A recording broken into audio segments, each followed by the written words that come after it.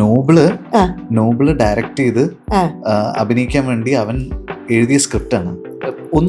ഒരു കാര്യം ചെയ്യുന്നതിന് മുമ്പേ മൈൻഡിൽ ഉണ്ടായിരുന്നെന്ന് വെച്ച് കഴിഞ്ഞാൽ, ഇത് എൻ്റെ സിനിമയെന്ന് ഈസിലി ഐഡന്റിഫൈ ചെയ്യുന്ന പോലെ ഇത് എടുത്തു വെക്കാൻ പാടില്ല. നമ്മൾ ഭയങ്കര സ്ലോ ആയിട്ട് അവരുടെ അടുത്ത് ഇംഗ്ലീഷ് സംസാരിക്കണം, നമ്മളെ എനൗൺസിയേറ്റ് ചെയ്തിട്ട് സംസാരിക്കണം.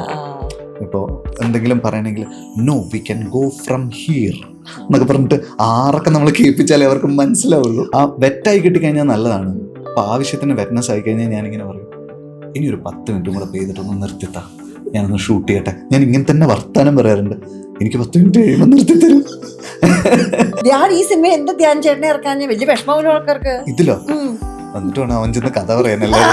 ത്രില്ലറിന്റെ കഥയൊക്കെ പറഞ്ഞ ആലോചിച്ചൊക്കെ. റൂമിന്റെ ഉള്ളിലെ വീട്ടിന്റെ ഉള്ളില് റൈറ്റേഴ്സ് റൂമാണല്ലോ താങ്കൾ. ആ റൂമിൽ വീട്ടിനുള്ളിൽ സത്യം കയ്യെത്ര ദൂരത്ത് ഉണ്ടാവേണ്ട കാര്യങ്ങൾ ഏതൊക്കെ? എന്റെ എഴുത്ത് എന്നൊക്കെ പറയുന്നത് അവിടെ ഇവിടെയൊക്കെ ആയിട്ട് എനിക്ക് അങ്ങനെ ഒരു സ്ഥിരം സ്പേസ് ഒന്നുമില്ല. Hello everybody, Skyland address presents FTQ with me. ഞാൻ രേഖ മേനൻ. ഇന്ന് എൻ്റെ കൂടെയൊക്കെ നാളെ ചില ആൾക്കാരുണ്ടല്ലോ, നമ്മുടെ റൂമിലേക്ക് കടന്നു വരുമ്പോൾ അല്ലെങ്കിൽ നമ്മുടെ ജീവിതത്തിലേക്ക് കടന്നു വരുമ്പോൾ ഒരു ലൈറ്റ്, ഒരു പ്രകാശം പരത്താന്നൊക്കെ പറയില്ലേ, അങ്ങനത്തെ ആൾക്കാരാണ്. എൻ്റെ കൂടെ ഇന്നിരിക്കുന്ന ആള് ഒരു കംപ്ലീറ്റ് സോളാർ പാനൽ തന്നെയാണ്. ഇത്രയും positivity and energy Vineeth Sreenivasan. Thank you ചേച്ചി. പ്രകാശം പരത്തുന്നു. രണ്ടുപേരും അതെ, അത് അങ്ങനെയും പ്രകാശം പരത്താലോ. ബ്ലാക്ക് ആൻഡ് വൈറ്റിലും ഒരു വൈറ്റ് ഉണ്ടല്ലോ. അതെ. അപ്പോ താങ്കൾ എന്താ പറയാ, കളം മാറ്റി ചവിട്ടി കരങ്ങളിൽ നിൽക്കുകയാണ് അല്ലെ? അതെ. അപ്പൊ സത്യമായിട്ടും പറഞ്ഞാൽ ഒരു ആദ്യത്തെ ട്രെയിലർ ഞാൻ കണ്ടപ്പോൾ അതിൽ ഡയറക്ടർ ഓഫ് തിര എന്നായിരുന്നു. വേറെ സിനിമകളെ പറ്റിയൊന്നും വിശേഷം ഉണ്ടായിരുന്നില്ല. ആൻഡ് ഡയറക്ടർ ഓഫ് തിര എന്ന് പറഞ്ഞ ശേഷം നേരെ ഇങ്ങനൊരു സാധനമാണ് ഞാൻ മറ്റേ പ്രീ റിലീസ് ട്രെയിലർ കണ്ടപ്പോഴും തോന്നി. It is A complete different ആയിട്ടുള്ളൊരു ജോണറിലേക്ക് പോയിരിക്കുകയാണ്. അപ്പോൾ ഈ കരം മനസ്സിലേക്ക് കയറാനായിട്ട് എന്തായിരുന്നു അതിന്റെ ഒരു ഇത് ശരിക്കും പറഞ്ഞു കഴിഞ്ഞാൽ നോബിള് ഡയറക്റ്റ് ചെയ്ത് അഭിനയിക്കാൻ വേണ്ടി അവൻ എഴുതിയ സ്ക്രിപ്റ്റാണ്. അപ്പൊ ഇത് 2023 ആ സമയത്താണ് ഞാൻ ഇതിന്റെ സ്ക്രിപ്റ്റ് കേൾക്കുന്നത്. അപ്പൊ പല ഡ്രാഫ്റ്റായിട്ട് ഞാൻ കേട്ടിട്ടുണ്ട്. അപ്പോ ഇത് അവനിങ്ങനെ പല പ്രൊഡ്യൂസേഴ്സിന്റെ അടുത്തും ആ സമയത്ത് പിച്ച് ചെയ്തുകൊണ്ടിരിക്കുന്നുണ്ടായിരുന്നു. ഈ പടം ഇല്ലേ, മിലി എന്ന് പറയുന്ന സിനിമ, എലന്റെ ഹിന്ദി, അത് കംപ്ലീറ്റ് ചെയ്ത് വന്നതിന് ശേഷമാണ് അവൻ ഇതിന്റെ മുകളിൽ ഇങ്ങനെ വർക്ക് ചെയ്ത് ആൾക്കാരുടെ അടുത്തൊക്കെ പോയിക്കൊണ്ടിരുന്നത്. അപ്പൊ ഞാനിത് കേട്ട സമയത്ത് ഞാനും ഇങ്ങനെ വർഷങ്ങൾക്ക് ശേഷത്തിന്റെ പ്രീയിൽ നിൽക്കുന്ന ടൈമാ. അപ്പൊ ഓക്കെ, വർഷങ്ങൾക്ക് ശേഷം കഴിഞ്ഞ് കഴിഞ്ഞാൽ പിന്നെ ഫീൽ ഗുഡ് ഒന്ന് മാറ്റിയിട്ട് ഒരു ത്രില്ലർ ചെയ്യണമെന്ന് എനിക്ക് മൈൻഡിലുണ്ടായിരുന്നു. ജോണർ ഷിഫ്റ്റ് ചെയ്യണം എന്നൊരു മൈൻഡിലുണ്ടായിരുന്നു. അപ്പൊ നോബിളിനോട് ചോദിച്ചു, എനിക്ക് 1 വർഷം വെയിറ്റ് ചെയ്യാൻ പറ്റുമോ?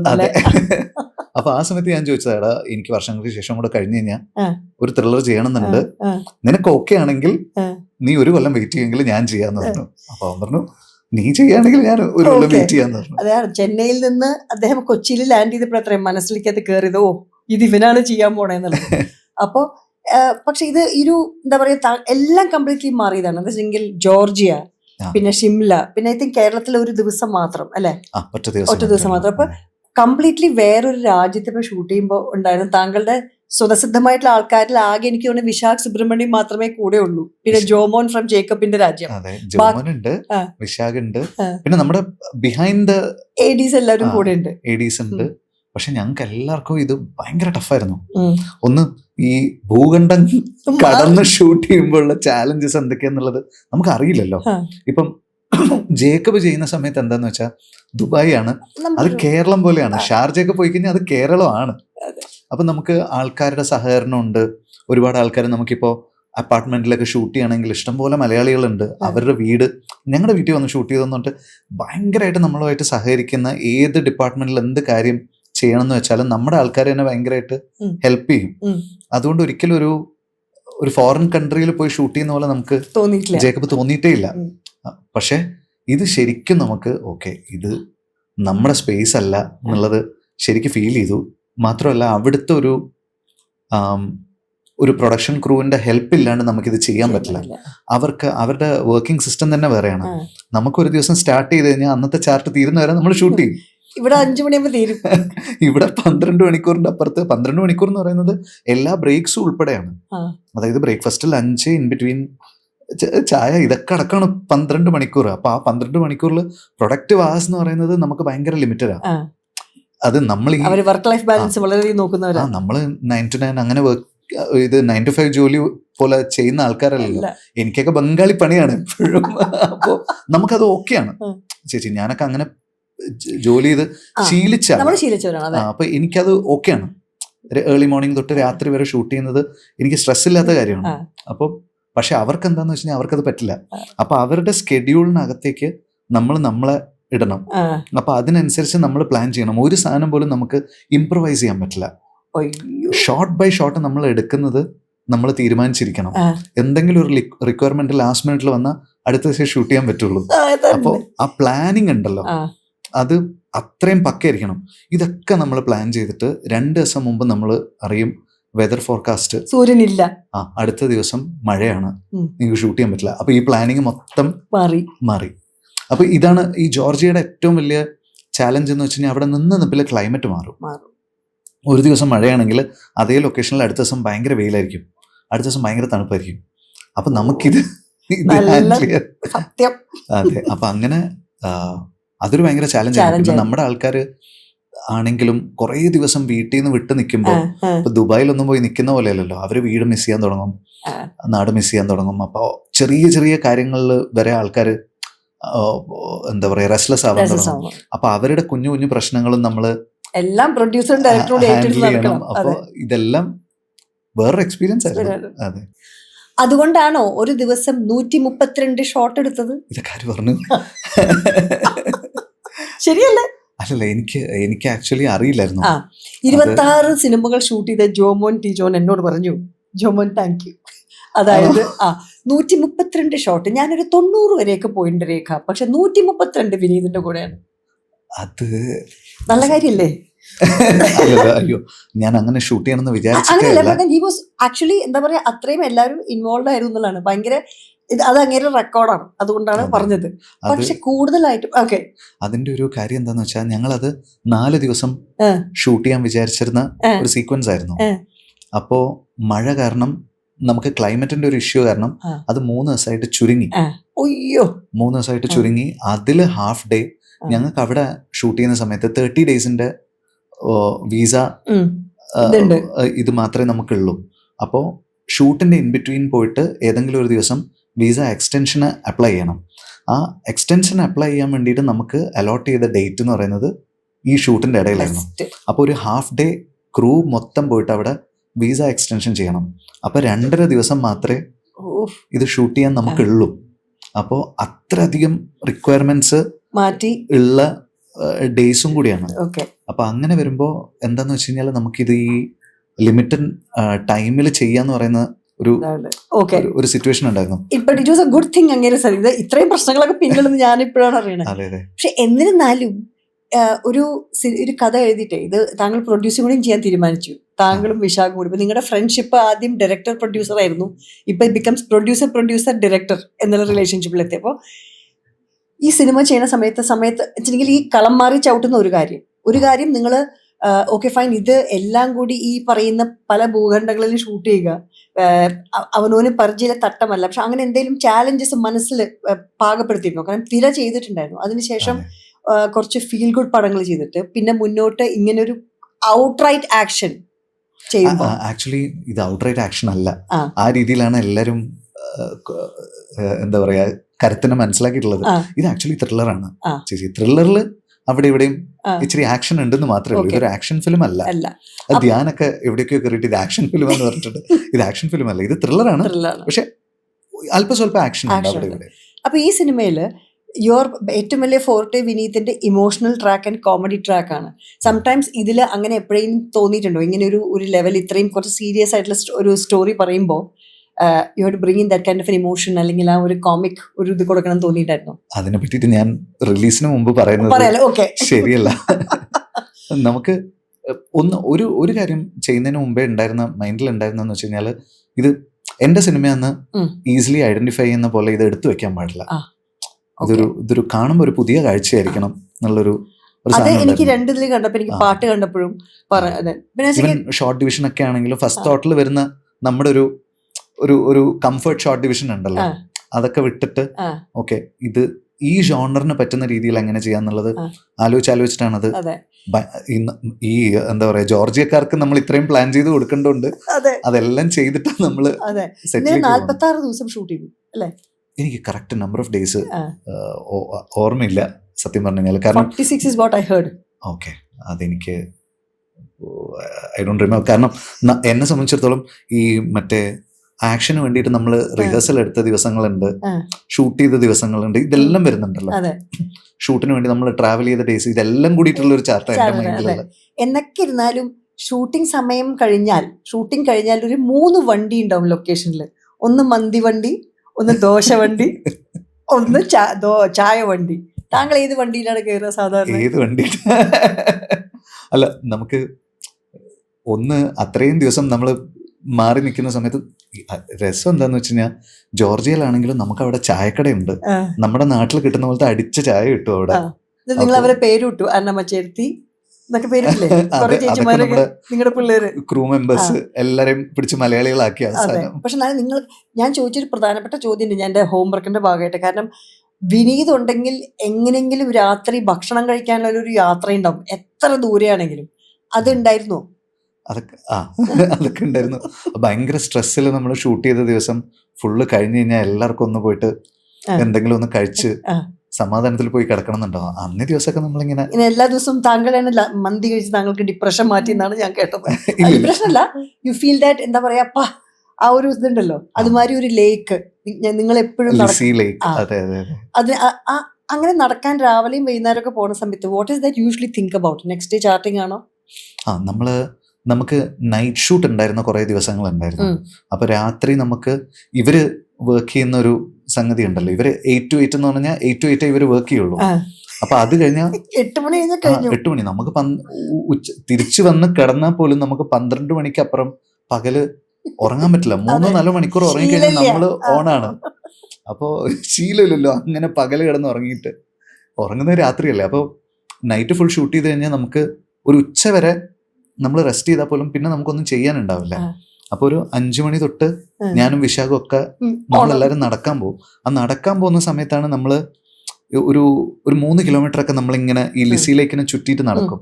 ആ നടത്തത്തിന്റെ സമയത്താണ് ഈ പ്ലാനിങ് ഉണ്ടല്ലോ, ഒരു 3 ദിവസം 4 ദിവസം തള്ളിയിട്ടുള്ള ഷൂട്ടിന്റെ എന്തെങ്കിലും അഡീഷണൽ റിക്വയർമെന്റ്സ് ഉണ്ടോ, അതൊക്കെ നമുക്ക് നേരത്തെ പറഞ്ഞില്ലെങ്കിൽ ലാസ്റ്റ് മിനിറ്റിൽ അവര് ഭയങ്കര പാനിക് ചെയ്യും. അവര് അതെ.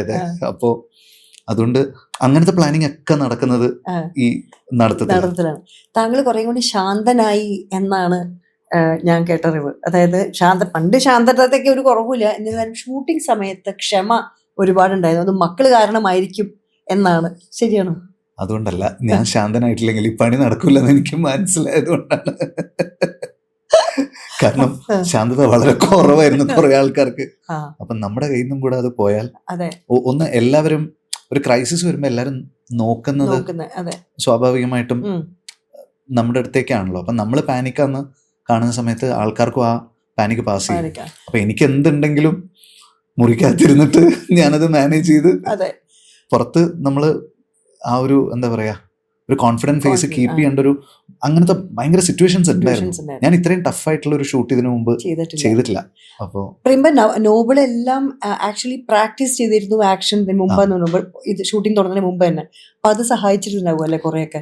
പ്രാക്ടീസ് നമുക്ക് ഓരോ കൊറിയോഗ്രാഫിക്ക് മുമ്പും പ്രാക്ടീസ് ഉണ്ടായിരുന്നു. ഇപ്പൊ ഒരു ഫൈറ്റ് നോബിൾ തന്നെ കൊറിയോഗ്രാഫി ചെയ്തിട്ടുണ്ട്. Very good. അപ്പൊ ബാക്കി ചില പോർഷൻസ് അവിടുത്തെ ജോർജിയൻ ഫൈറ്റ് മാസ്റ്റേഴ്സിനെ കൊണ്ട് നമ്മൾ ചെയ്യിപ്പിച്ചിട്ടുണ്ട്. അപ്പൊ പിന്നെ ലാംഗ്വേജ് വേറെ വേറെ ആണല്ലോ.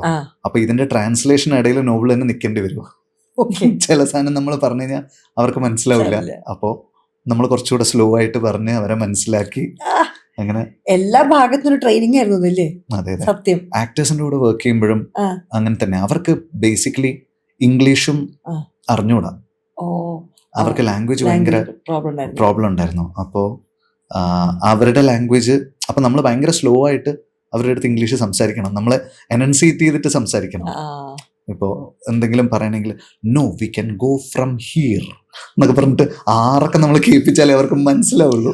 That is actually as a culturally നമ്മള് ആ. കുറെ കൂടി മനസ്സിലാവും മറ്റുള്ളവരുടെ പ്രശ്നങ്ങളല്ലേ. ആ, നമ്മൾ വിചാരിക്കും ഇറ്റ്സ് അതെ. Very easy for them to understand English. ആ. പക്ഷെ അതല്ല. അല്ല. നമ്മുടെ ആൾക്കാര് അതിനേക്കാളും ഈസി ആയിട്ട് ഇംഗ്ലീഷ് മനസ്സിലാക്കുന്നുണ്ട് എന്നുള്ളത് എനിക്ക് അവിടെ പോയപ്പോഴാണ് മനസ്സിലായത്. അതെ. നമ്മൾ മലയാളികളുടെ അടുത്ത് ആ. അത്യാവശ്യം നമ്മൾ ഇംഗ്ലീഷ് പറഞ്ഞു കഴിഞ്ഞാൽ എല്ലാവർക്കും മനസ്സിലാവും. എല്ലാവർക്കും മനസ്സിലാവും. എല്ലാവർക്കും മനസ്സിലാവും. അവിടെ നമ്മൾ വളരെ സ്ലോ ആയിട്ട് പറഞ്ഞാലേ, എനിക്ക് ഈ അനുഭവം ഉള്ളത് മുമ്പ് ജപ്പാനിൽ പോയപ്പോഴാണ്. ആ. ജപ്പാനിൽ പോയപ്പോൾ ഞാൻ അവരെ പോലെയാണ്, which way to go from here എന്നൊക്കെ പറഞ്ഞിട്ട് ആ. നമ്മൾ അങ്ങനെ പറഞ്ഞാലേ അവർക്ക് മനസ്സിലാവുള്ളൂ. ശരി കേട്ടോ. അതേപോലെയായിരുന്നു ജോർജ് ആൻഡ് ഈവൻ ആശാൻ നിങ്ങളെ ഒരുപാട് അധികം പെപ്പപ്പ് ചെയ്തു, മോട്ടിവേറ്റ് ചെയ്തു എന്ന് പറഞ്ഞു. അയ്യോ. നമ്മുടെ എനിക്ക് അദ്ദേഹത്തിന് ഞാൻ അതിന് ഇന്റർവ്യൂ ചെയ്തപ്പോൾ ഞാൻ പറഞ്ഞു എനിക്ക് മഞ്ഞപ്പട ആശാന്റെ ഫുൾ പേര് എനിക്ക് ഒരിക്കലും പറയാൻ പറ്റില്ല. നമ്മൾ ഇവാൻ. ഇവാൻ ആ. ആശാൻ തന്നെയാണ് നമ്മളും വിളിക്കാറില്ല.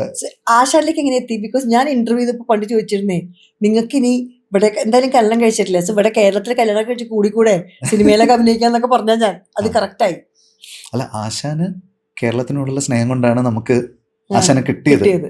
അല്ലാണ്ട് ആശാന്റെ ഒരു സ്റ്റേച്ചർ വെച്ചിട്ട് അദ്ദേഹത്തിനെ പോലെ ഒരാളെ നമുക്ക് അഫോർഡ് ചെയ്യാൻ പോലും പറ്റൂല. അദ്ദേഹം ഒരു കോച്ചായിട്ട് വരുന്ന സമയത്ത് അദ്ദേഹത്തിന് പേ ചെയ്യുന്നൊരു സംഗതിയും നമ്മൾ സിനിമയ്ക്ക് വിളിക്കുമ്പോൾ നമുക്ക് അതൊന്നും പറ്റില്ലല്ലോ. അപ്പോൾ ഇത് അദ്ദേഹത്തിന്റെ ഇൻട്രസ്റ്റിൽ അദ്ദേഹം വന്ന് ചെയ്തതാണ്. നമ്മളിങ്ങനെ ആദ്യം അന്വേഷിച്ച ഇതാണ്, അതായത് മലയാളികൾക്കെല്ലാം അറിയുന്ന ഒരു സായിപ്പാരുള്ള. പണ്ടായിരുന്നെങ്കിൽ ആനവാൽ മോതിരത്തിലെ ഗ്യാവിനൊക്കെ ഉണ്ടായിരുന്നു. അപ്പോ ഇപ്പൊ അങ്ങനെ ഒരാളില്ലല്ലോ നമുക്ക്. സത്യം. അപ്പോ ഇങ്ങനെ ആലോചിച്ച് ഇങ്ങനെ നിൽക്കുമ്പോഴാണ് നോബിളിന്റെ അനിയനാണ് പറയുന്നത് ആശാന്റെ കാര്യം. ആശാനെ എല്ലാവർക്കും ഇഷ്ടമാണ്, ആശാനും കേരളം ഇഷ്ടമാണ്, നിങ്ങളൊന്ന് ട്രൈ ചെയ്ത് നോക്കുന്നു പറഞ്ഞു.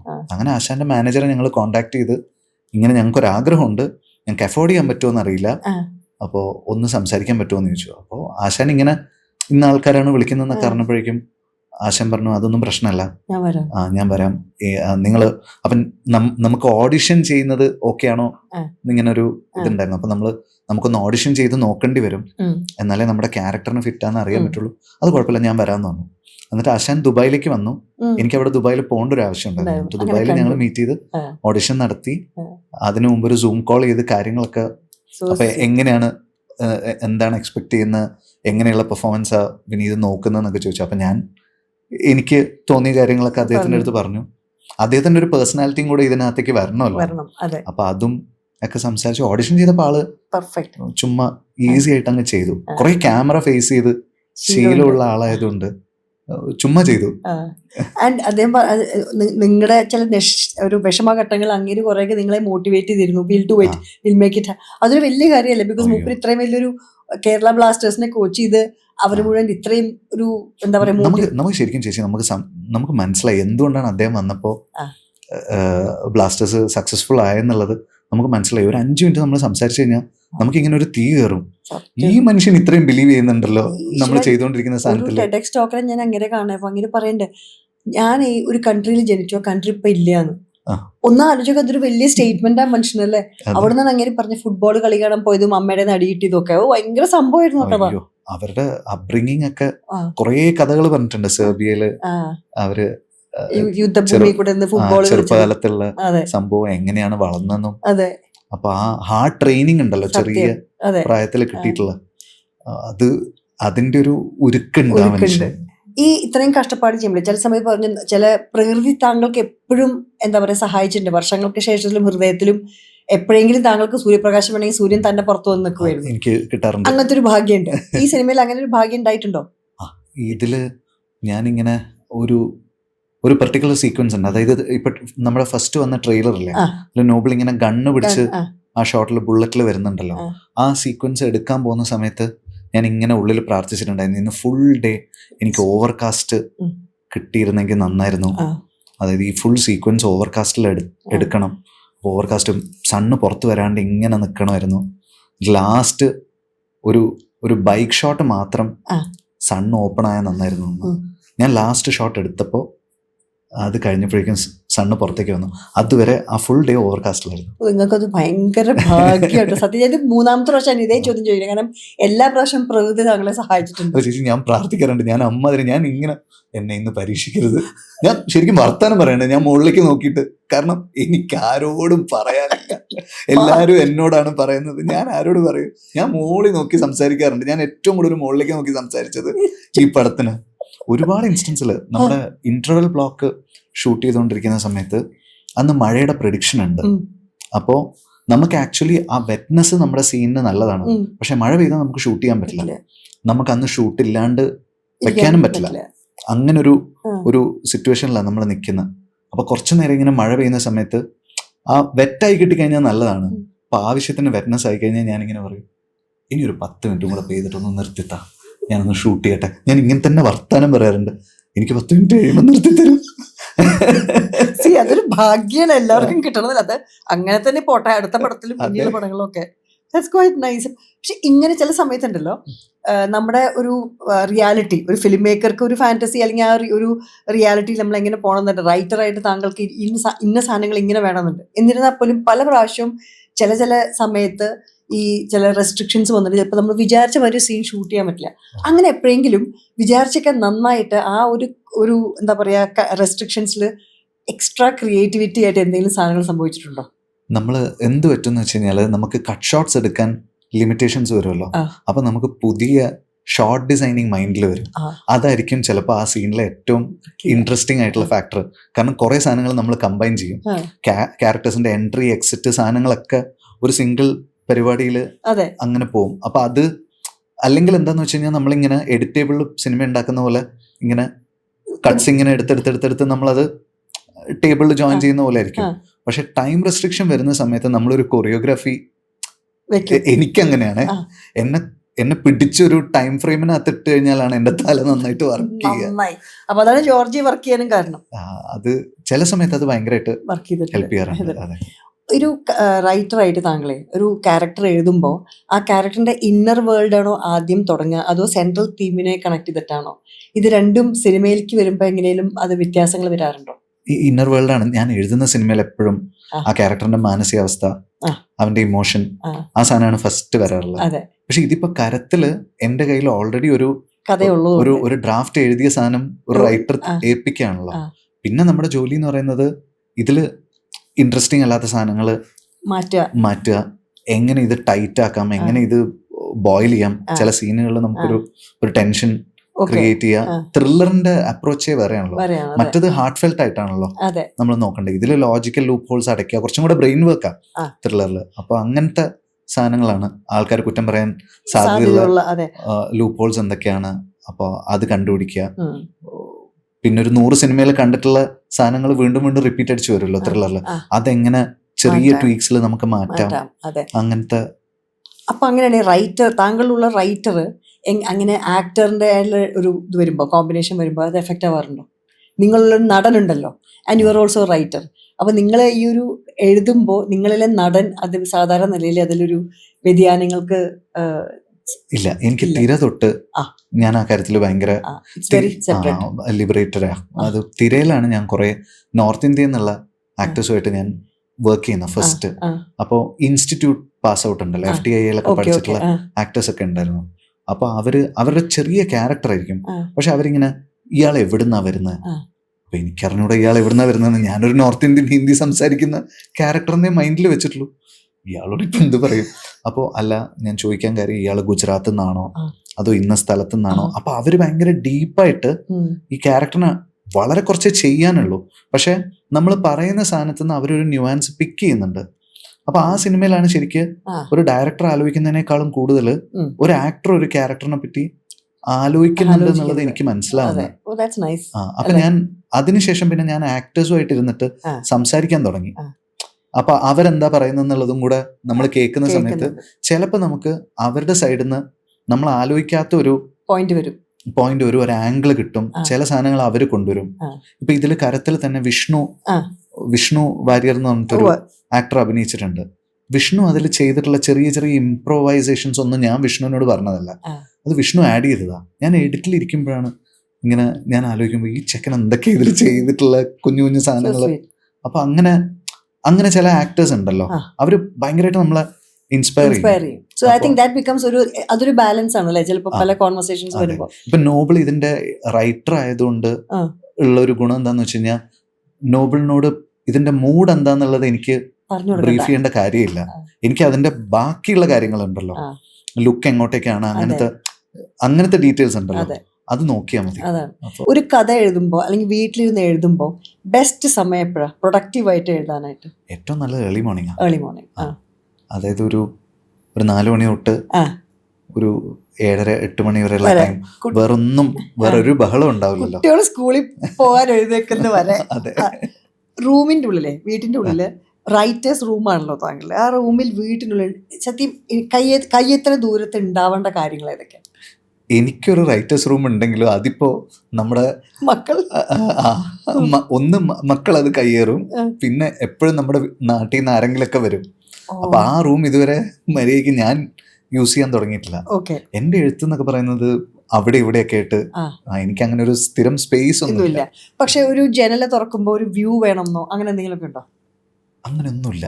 ഞാൻ വളരെ എന്താ പറയാ, ഞാൻ ഏറ്റവും ബ്യൂട്ടിഫുൾ ആയിട്ടുള്ള ഒരു അറ്റ്മോസ്ഫിയറിൽ എഴുതിയത് ജേക്കബിന്റെ സ്വർഗരാജ്യത്തിന്റെ ഫസ്റ്റ് ഹാഫാ.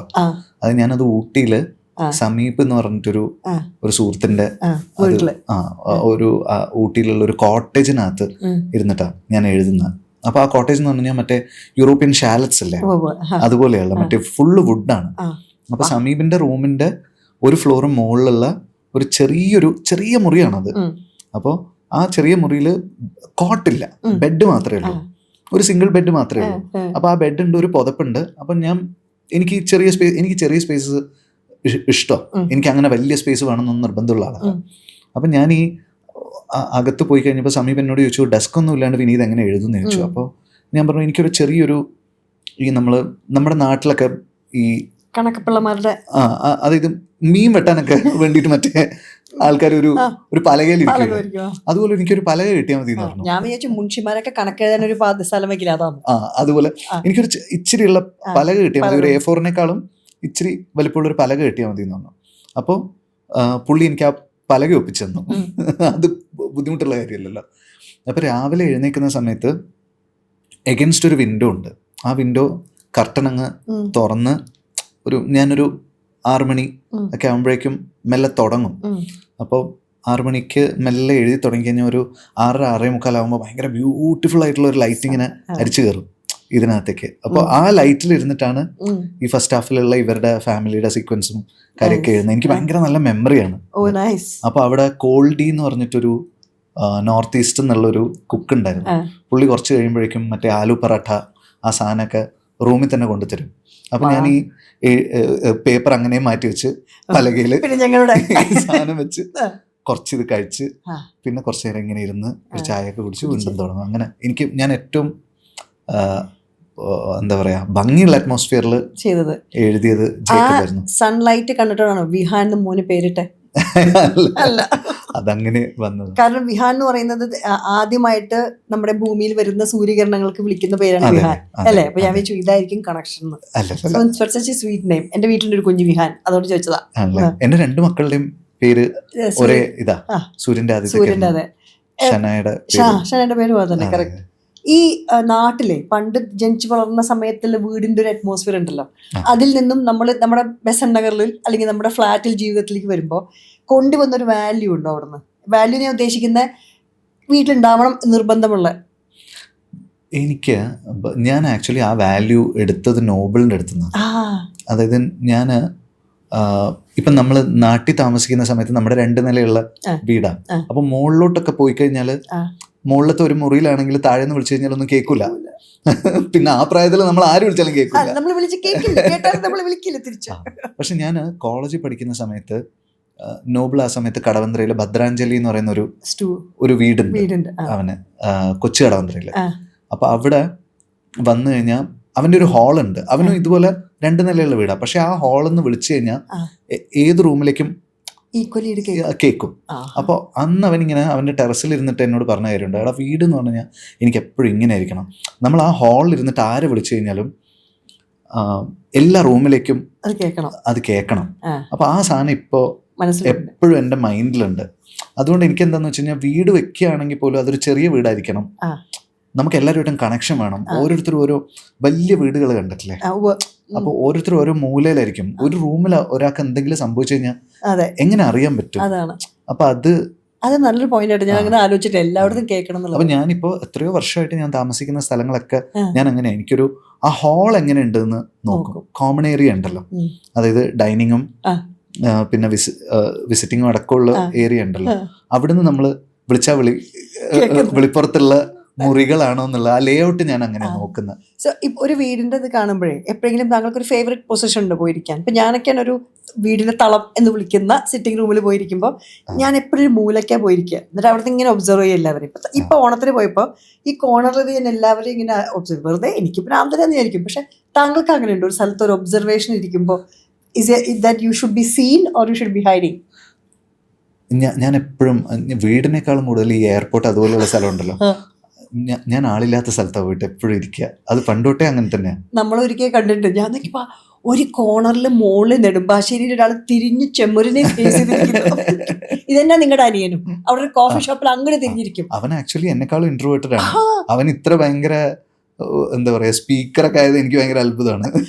കസറല്ലേ ഇടയ്ക്കിടയ്ക്ക് എൻ്റെ അടുത്ത് ഞങ്ങൾ പ്ലെയിനിലേക്ക് ഇരിക്കുമ്പോഴും ഓർമ്മയുണ്ട്, അജിത്തിന് മുമ്പിലാ സീറ്റ് കിട്ടിയത്, അപ്പൊ എനിക്ക് പിന്നിലാ കിട്ടിയത്. ഇങ്ങനെ എൻ്റെ അടുത്ത് വന്നിരുന്നു. അപ്പൊ നിങ്ങൾ രണ്ടുപേരും പിരിഞ്ഞോ? എന്താ ഞാൻ അടി വെച്ചിട്ട് ഞാൻ പിരിഞ്ഞതെന്നല്ല, വേറെ അപ്പൊ സീറ്റ് കിട്ടി പ്ലെയിനിൽ ഇറങ്ങിയപ്പോ അജിത്ത് നേരെ പോയി പെട്ടി എടുക്കാൻ, ഞാൻ പിന്നെ പതുക്കെ വരിക. അപ്പൊ ഏട്ടൻ നീ വേറെ കാറിൽ പോകും, നിങ്ങൾ വേറെ കാറിൽ പോകും. ഞങ്ങളല്ല, ഞങ്ങൾ ഒരുമിച്ച് തന്നെ പോവാ. അല്ല അങ്ങനെ രക്ഷപ്പെട്ടു, നിങ്ങളെ സഹിക്കാൻ വയ്യാത്തോണ്ട് ഞങ്ങൾ കളിയാക്കും. സോ പക്ഷെ ധ്യാൻ ഈ സിനിമ എന്താ ധ്യാൻ ചേട്ടനെ ഇറക്കാൻ വലിയ വിഷമമുള്ള ആൾക്കാർക്ക് ഇതിലോ എന്നിട്ട് വേണം അവൻ ചെന്ന് കഥ പറയാനല്ലേ, ത്രില്ലറിന്റെ കഥയൊക്കെ പറഞ്ഞ ആലോചിച്ചൊക്കെ. വർഷങ്ങൾക്ക് ശേഷം എല്ലാ ഇന്റർവ്യൂവിലും പാതി കഥ പറഞ്ഞു കഴിഞ്ഞു. അപ്പൊ അല്ല ഇതിൽ ധ്യാനം ചെയ്യാൻ പറ്റിയ ഒന്നും ഉണ്ടായിരുന്നില്ല. അതെ, അത് ഞാൻ ഏഷ്ടി പറഞ്ഞ എല്ലാവരും ധ്യാനം ചേട്ടൻ പറഞ്ഞു കേട്ടോളൂ. അപ്പോ ഈ കഥ പറഞ്ഞപ്പോഴേ അച്ഛനോട് പറഞ്ഞിരുന്നോ ഇങ്ങനെ ഞാൻ ആദ്യമല്ല വേറൊരു തട്ടകത്തിലേക്ക് ചാടാൻ പോകുന്നത് അച്ഛൻ്റെ ഒരു ഉപദേശം ഉണ്ടായിരുന്നോ?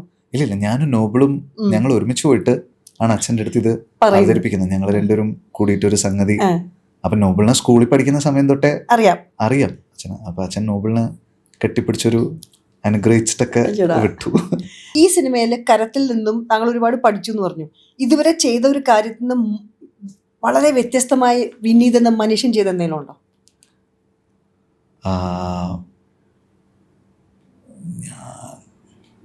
അതായത് പൊട്ടിത്തെറിക്കേണ്ട സമയത്ത് പോലും ഞാനത് ചെയ്യാതെ നിന്നു ഈ പടത്തില്.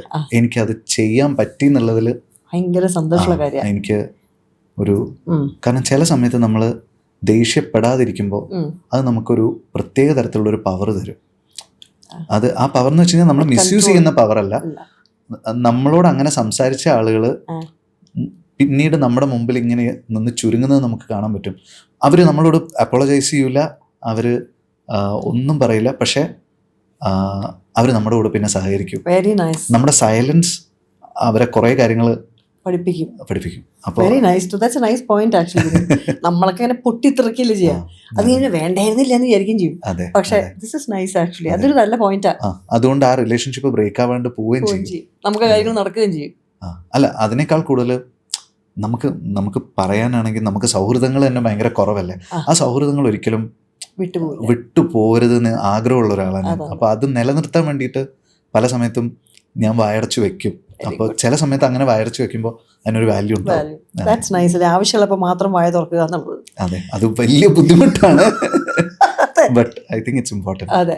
അപ്പൊ ഇപ്പൊ താങ്കളുടെ കരം, താങ്കളുടെയും വിശാഖിന്റെയും നോബിളിന്റെയും രേഷ്മയുടെയും ഓഡ്രിയുടെയും ആശാന്റെയും കരം ജനങ്ങളിലെ കരങ്ങളിലേക്ക് എത്തുമ്പോൾ എന്താണ്, what is that you want audience to take away from the theatre?